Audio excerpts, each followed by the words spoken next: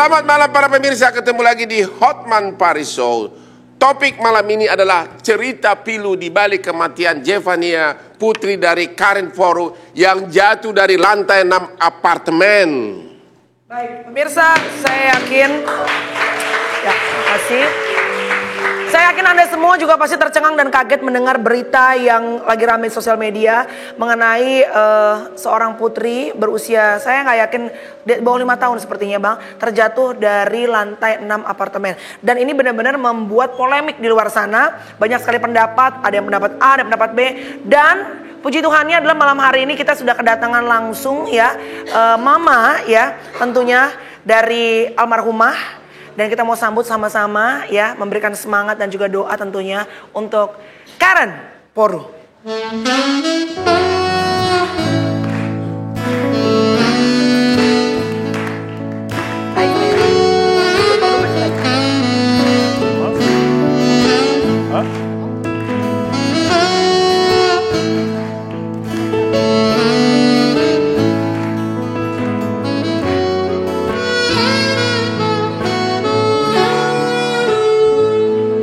Ya,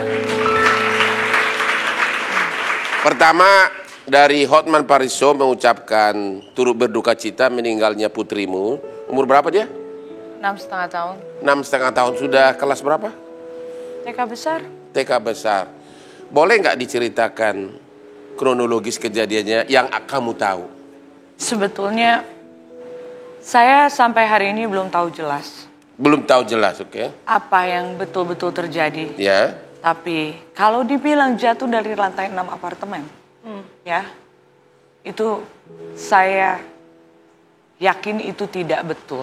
Kamu yakin tidak betul? Sangat tidak benar. Kenapa Karen bisa, selain intuisi sebagai seorang ibu? Bukan intuisi. Apalagi?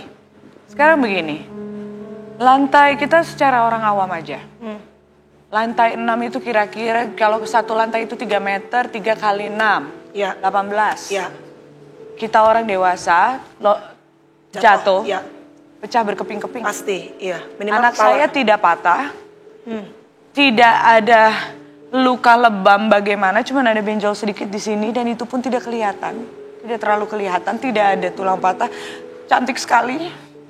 Di dalam peti jenazahnya dia cantik luar biasa seperti orang tidur. Tidak ada pendarahan, tulang tengkoraknya semua utuh. Oh, jadi kondisi mayat dari Zefania ini kondisi rangka kepala dan semua badan semua utuh.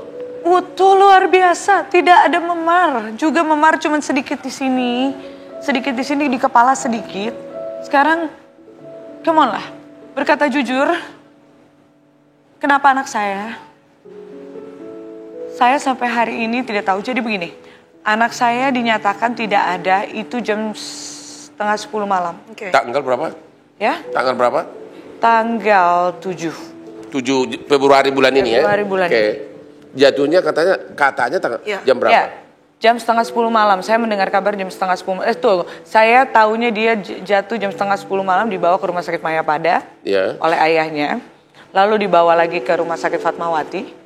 Saya sebagai seorang ibu baru tahu jam 11 siang dan itu pun polisi yang menelpon saya. 11 siang besoknya? Yes. Padahal sudah dibawa malam, jam 10 malam. Berarti 12 jam lebih. Ya. Terus? 12 jam lebih saya baru tahu kalau anak saya udah gak ada.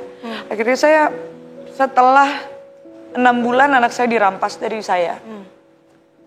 3 bulan tidak bertemu dan tidak boleh menelepon, tidak boleh menghubungi, tidak bisa mempunyai akses untuk berbicara sama anak saya.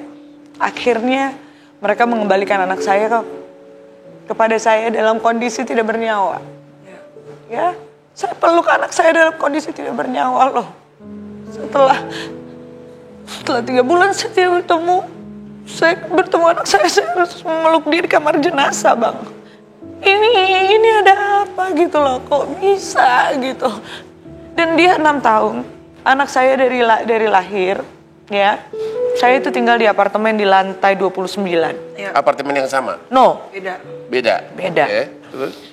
Anak saya itu sangat hati-hati, dia sangat cerdas. Setiap saya jemur pakaian atau apa di balkoni, Mami be careful. Oh, dia sendiri udah bisa. Dia bilang be careful. Lalu saya mendapat informasi bahwa itu hujan, ada versi dari beberapa orang dari keluarga pihak sana bahwa dia ada kursi, dia main hujan katanya. No, my daughter is not stupid. No. Jadi kata orang di sana, Kata keluarga dari pihak keluarga sana, salah satu saudara dari yang tidak melihat mengatakan bahwa seolah-olah putrimu ini naik ke kursi di balkoni main hujan. Main hujan. Itu versi oknum keluarga sana yang tidak melihat. Yang tidak melihat Kejadian sebenarnya. Betul. Oke, terus? Lalu dia terpleset jatuh ke bawah. Oke. Logika.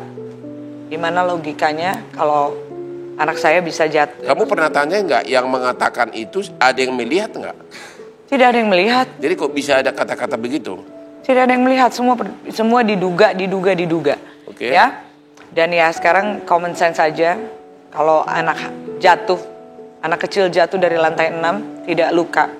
Tidak ada luka yang berarti, cuman jidat di sini, tidak ada beban tulang belakangnya ini.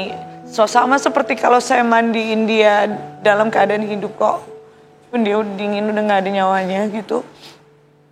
Cuman ada darah keluar dari sini, dia hitam telinganya karena sudah 12 jam ya, bibirnya mulai menghitam begitu. Lalu ini sampai sekarang saya percayakan ke pihak kepolisian untuk mengungkap. Kamu sudah buat laporan polisi? Secara otomatis kan Bang, polisi harus mengungkap. Tanpa saya membuat laporan juga, tapi bisa tidak. Tapi kamu ada laporan khusus nggak? Saya melihat dulu kinerja dari kepolisian. Saya yakin saya selalu berkoordinasi. Oh, sudah dimulai penyelidikan? Oh, lidik. Sudah ya, sudah mulai. Ya. Terus? Saya selalu saya baru 1 hari anak saya dikuburkan saja, saya mengumpulkan seluruh kekuatan saya untuk saya datang ke Polres. Polres mana? Jakarta Selatan. Jakarta Selatan, oke. Saya mengumpulkan, saya punya tenaga untuk datang ke sana. Saya bilang sama penyidiknya, kasatnya bahwa tolong. Saya memang tidak mau pada saat itu anak saya diotopsi. Kenapa? Karena saya mau anak saya dikuburkan dengan cantik. Semua orang mengenang dia sebagai putri tidur yang sangat cantik. Tapi setelah ini ya, kita harus ungkap kebenaran. Saya tidak bisa merelakan anak saya penuh hati sampai saya tahu kebenarannya ada apa dengan anak saya, begitu Bang. Sebelumnya perkawinan kamu sudah pisah ranjang? Oh, sudah lama. Berapa lama? Lebih dari 1 tahun. Perkawinannya berapa lama? 7 tahun. 7 tahun. Dan katanya sudah proses sudah cerai di pengadilan? Sudah hampir selesai. Sudah hampir selesai. Mantan suami kamu atau papanya almarhumah juga katanya tidak hadir. Menurut berita yang aku baca, tidak hadir pada saat pemakaman terakhir untuk Zevanya. Oke, kita pengen tahu kenapa dan bagaimana kamu sekarang berusaha untuk melanjutkan hari-harimu tanpa putri terkasih kamu, putri tunggal lagi ya. Nanti kita akan kembali lagi. Setelah satu ini tetap di Hotman Paris Show.